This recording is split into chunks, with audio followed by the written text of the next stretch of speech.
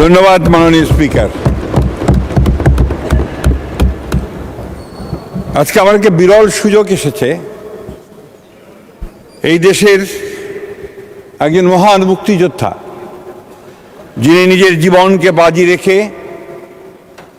সারা দেশে যখন পাক হানাদার বাহিনী গণহত্যা চালাচ্ছিল, সেই সময় স্বাধীনতার ঘোষক শহীদ প্রেসিডেন্ট জিয়াউর রহমানের স্বাধীনতার ঘোষণা শুনে যিনি যুদ্ধে ঝাঁপিয়ে পড়েছিলেন, যিনি সেই সময় সেই বাংলাদেশি সেনাদেরকে সঙ্গে নিয়ে সমস্ত বাধা বিপত্তি উপেক্ষা করে তিনি যুদ্ধে নেমে গিয়েছিলেন। মাননীয় স্পিকার, আমি আপনাকে অভিনন্দন জানানোর সুযোগ পাইনি স্পিকার হওয়ার পরে।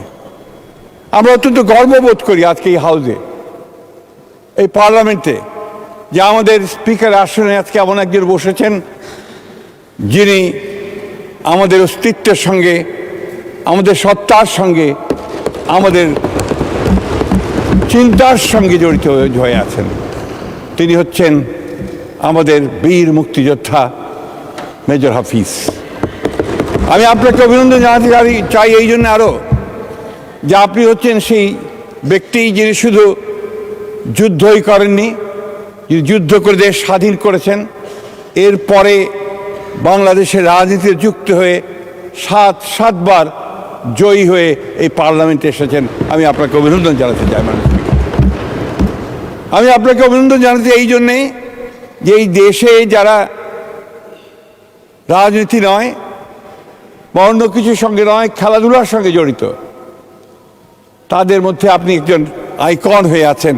কারণ আপনি হচ্ছেন সেই ব্যক্তি যিনি পাকিস্তান আমলে ফুটবলের নেতৃত্ব দিয়েছিলেন বাংলাদেশ তৎকালীন পাকিস্তান সেনাবাহিনীর, যিনি পরবর্তীকালে বাংলাদেশ ফুটবল বাহিনীর আপনি নেতৃত্ব দিয়েছিলেন। আপনি হচ্ছেন সেই নেতা, আপনি হচ্ছেন সেই স্পিকার যিনি আজকে এই মহান পার্লামেন্টে, যখন একটা গণ অভ্যুত্থানের পরে, যখন একটা সর্বনাশের পরে এই পার্লামেন্ট যখন একটা নতুন স্বপ্ন নিয়ে এসে উপস্থিত হয়েছে। আপনারা দেখছেন মেঘনা টিভি, সত্যের সন্ধানে সবসময়। এছাড়া দেশ বিদেশের নিত্য নতুন খবর জানতে মেঘনা টিভির ফেসবুক পেজ facebook+meghna tv.vd তে লাইক দিয়ে আমাদের সাথেই থাকুন।